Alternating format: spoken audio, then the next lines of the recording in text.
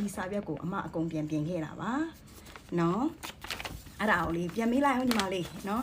လီယန်စာရွက်ကိုအမလက်မှတ်ထိုးတာလားအမစာရွက်ကိုအမလက်မှတ်ထိုးထားလားဆိုတော့လေပြန်မေးလိုက်အမမှာ original ရှိတယ်လီယန်မှာလည်း original ရှိတယ်နော်ညီမပြောလို့မှပြောကြမယ်နောက်ပြီးတော့ဗာညီမကိုဆက်သွယ်ပါ WhatsApp ကပဲဖြစ်ဖြစ် Telegram ဖြစ်ဖြစ်ဆက်သွယ်ပါဆိုတော့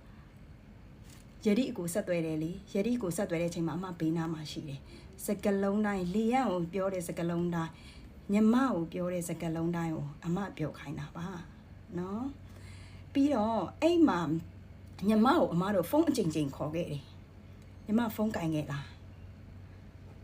နော်ပြီးတော့ညီမကပဲတိုင်ချင်းအားတိုင်ပါလို့ပြောတယ်โอเคတိုင်ညာတိုင်ပါဆိုပြောတော့ညီမကပေါ့နော်အခုပြောတယ်မလားဗာဒါကမှားယွင်းပြီးတော့သူတို့ကမသိပဲနဲ့ဒီအလုပ်ထဲကိုထည့်ခဲ့တာပါဆိုရင်လွန်ခဲ့တဲ့3လကပွင့်ရတနာကျော်ကိစ္စပွင့်ရတနာကျော်လာမှန်းလို့ရတယ်နော်ပွင့်ရတနာကျော်တယောက်တည်းမဟုတ်ဘူးနော်အမ်မွန်ရောက်သွားတဲ့ညီမလေးတွေအဲ့ဒါကတော့မှားပြီးပို့တာလားနေကိုဖြူပြီးတော့ညီမကပြောမှာ IPA တင်တာတော့မသိပါဘူးဆိုဒါတွေကိုမသိဘဲနဲ့များစင်ကာပူမှာဘာလို့အလုပ်လုပ်နေလဲအေဂျင့်လုပ်နေလဲညီမမသိဘူးဆိုရင်လေးလာပါညီမအသက်ငယ်ငယ်လေးရှိပါသေးတယ်နော်ပြီးတော့ညီမကပြောတယ်မလားလုပ်ကြည့်ပါအေဂျင့်လုပ်ကြည့်ပါဆိုအမအေဂျင့်လုပ်ဘူးအမ professional ရှိတယ်အမဝင်ငွေရှိပြီးသားနော်လုပ်စရာမလိုဘူးဒါပေမဲ့ဒီလိုညီမတို့လိုမျိုးလုံနေလို့အမြင်မတော်လို့အမဝင်ပြောရတာအမပြောတယ်ဒါအမအလုပ်မဟုတ်ဘူးလို့ပြောနောက်ပြီးတော့ညီမပြောမလား after service ကညီမကဒီလိုလေတန်းနဲ့ပြောတာလားနော်ယတိမွန်စဉ်းစားပြီးလူ2ယောက်ကိုရှေ့စင်နောက်စင်ထည့်ပေးထားတယ်ဒီ position နဲ့ဘဲဆိုတာကိုထည့်ပေးထားတာ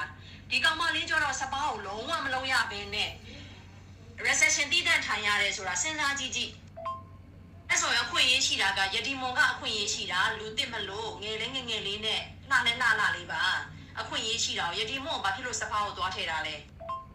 ဒီမလေးကနော်အဲ့ဒါအိမ်အကူနော်အိမ်အကူအလုပ်ကနေပြီးတော့မှပြောင်းတာကို recession ရတာကချားပဲအိမ်အကူ reset အိမ်အကူအလုပ်လုပ်တယ်ဆိုရင် recession လုပ်ကိုဘယ်သူမှမပေးဘူးအမပေးထားတယ်လေသူ့ဘာဖြစ်လို့စပါးကိုမခိုင်းတာလဲသူ recession လုပ်ရတယ်ဆေးလုပ်ရတယ်စင်းစရာတွေလုပ်ရတယ်တထေးမနဲ့အဆင်ပြေတယ်တထေးတူပဲ company တူပဲလေယတိမွန်ရဲ့စဉ်းစားလေမပြောမယ်အခုအိတ်ဆိုင်ကိုရဲဝင်စစ်နေတာသိလားအိညီမလေးဘလို့ဖြစ်နေလဲသိလားပြောညီမအဲ့ဒါတွေပြောလीညီမမသိပါဘူးလို့ပြောညီမလူကုန်ကူးတယ်ဆိုတာလေ